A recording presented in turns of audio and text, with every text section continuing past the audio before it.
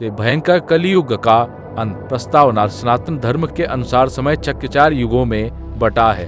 सतयुग, त्रेता युग, द्वापर युग और कलियुग।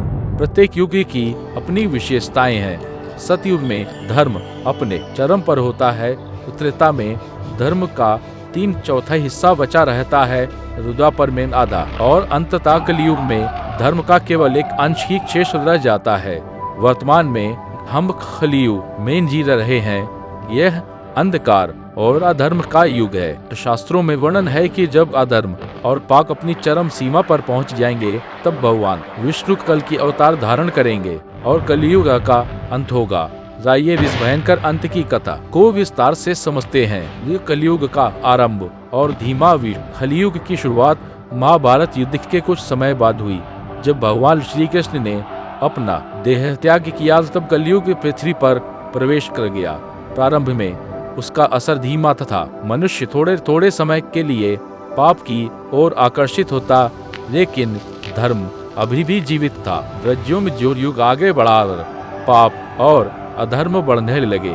पहले लोगों ने झूठ बोलना आरंभ किया, फिर लोगों लालच ने मानो हृदय को ग्रसित कर लिया। रिश्वतखोरी, छल, कपट, अन्याय और हिंसा बढ़ने लगे। धीरे धीरे धर्म ग्रंथों का अध्ययन कम होता रहा और भोगर विलास का आकर्षण बढ़ने लगा। धरती का वातावरण दूषित होने लगा, नदियां मैली होने लगी, जंगल कटने लगे, पशु पक्षियों का शिकार मनोरंजन बना और मनुष्य ने प्रकृति का शोषण करना शुरू कर दिया।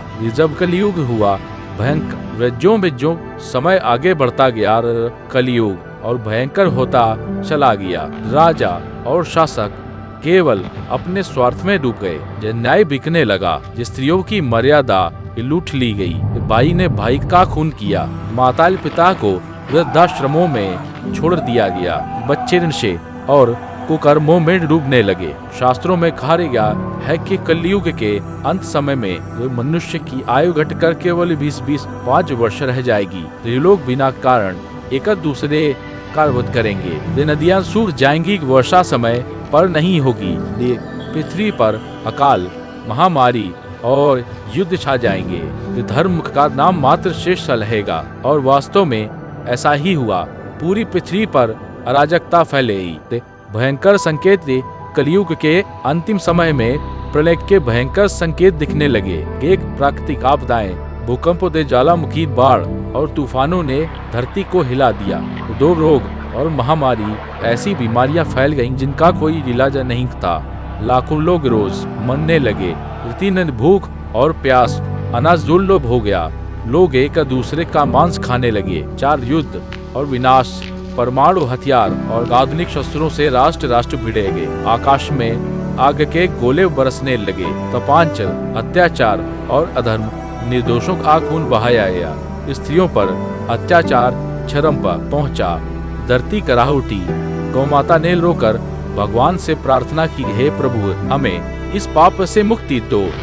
कल की अवतार का जन्म। शास्त्रों के अनुसार जब धर्म का नामो निशान मिट जाएगा और अधर्म पूरी तरह फैल जाएगा, तब भगवान विष्णु कल की अवतार धारण करेंगे। वह उत्तर प्रदेश भारत के संभल गांव में जन्म लेंगे। उनके पिता का नाम विष्णुयश और माता का नाम सुमति होगा। जब वे जन्म लेंगे, उस समय आकाश में अद्भुत प्रकाश फैलेगा। देवदूत गाएंगे, ऋषि मुनि प्रकट होंगे और घोषणा करेंगे, अब कलियुग का अंत होने वाला है, धर्म फिर से लौटेगा। कल की का रूप और शस्त्र कल की भगवान श्वेत घोड़े पर सवार होंगे। उनके हाथ में चमकती हुई तलवार होगी जो बिजली की तरह दुष्टों का नाश करेगी। उनकी आंखें अग्नि के समान प्रज्वलित होंगी। उनके साथ देवदूतों की एक सेना होगी। एक दुष्टों का संहार। कल की भगवान ने सबसे पहले उन दुष्ट राजाओं का संहार किया जो जनता का शोषण कर रहे थे। उन्होंने युद्ध क्षेत्र में प्रवेश किया और उनकी तलवार के एक ही वार से हजारों दुष्ट धराशायी हो गए। जो लोग पाप और अत्याचार में डूबे हुए थे, वे कल की सेना से बच सके। कुछ ही वर्षों में पूरी पृथ्वी पर अधर्मियों का अंत हो गया। इस धर्म की पुनः स्थापना, दुष्टों का संहार करने के बाद कल की भगवान ने शेष बचे साधु संतों और धर्मात्माओं को एकत्रित किया। उन्होंने उन्हें शिक्षा दी, सत्य कार्य पालन करो, ये प्रकृति की रक्षा करो, अहिंसा और करुणा को जीवन का आधार बनाओ, ईश्वर की भक्ति करो। कल की अवतार ने एक नए युग की नींव रखी, सतयुग की पुनः स्थापना।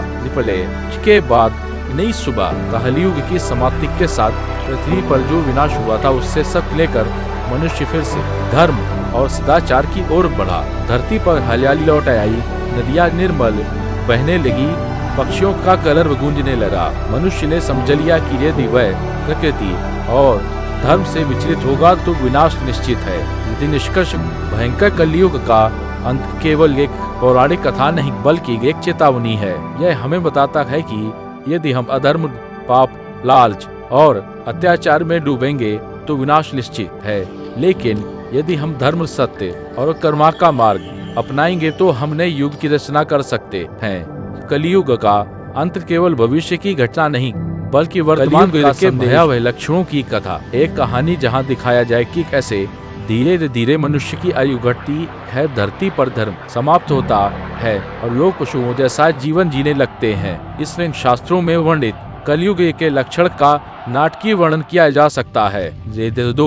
पहले की एक अलग कथा कैसे धरती बार बार चेतावनी देती है, तूफान, ज्वालामुखी, अकाल, महामारी, लेकिन मनुष्य फिर भी नहीं मानता। अंत में जब आकाश से आग बरसती है और समुद्र भूमि को निगलता है तो पूरी सृष्टि रो उठती है।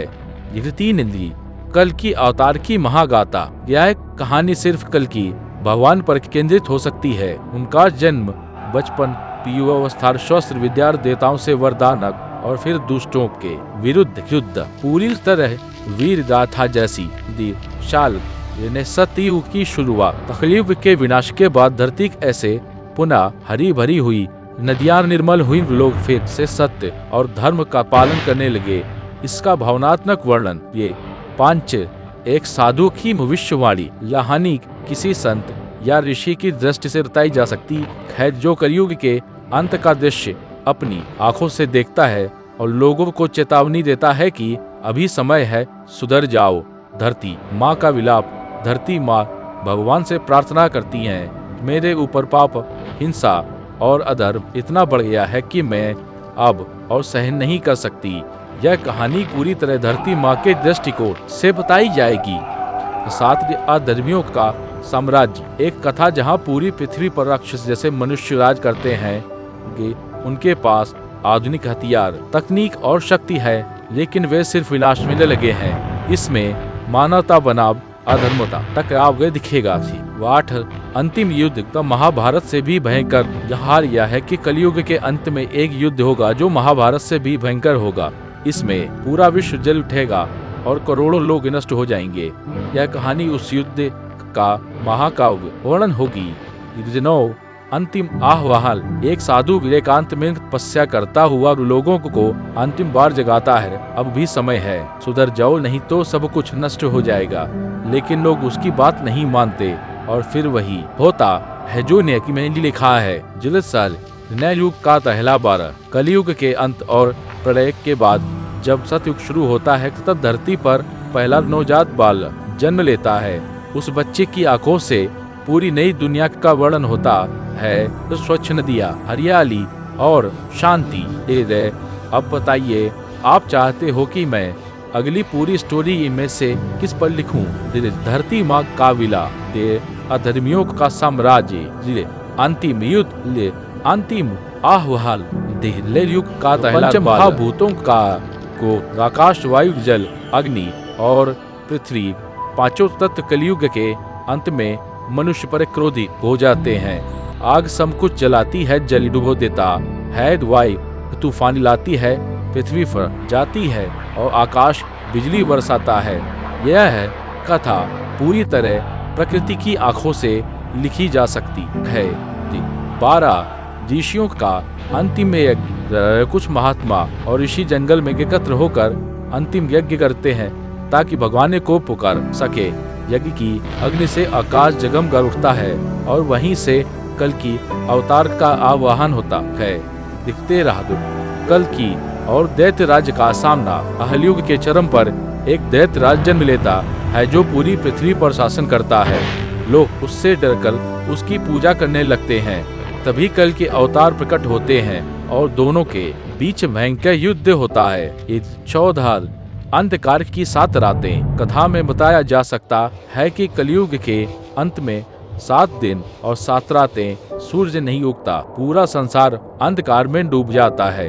लोग घबराकर एक दूसरे का वध करने लगते हैं। 7वीं रात के बाद कल का तेज प्रकट होता है। उपनिद्रव सतयुग का वश जब कलयुग समाप्त होता है तो सतयुग स्वयं एक दिव्य रूप धारण कर के प्रकट होता है और कहता है, अब मैं लौट आया हूँ, धर्म और शांति फिर से स्थापित होगी।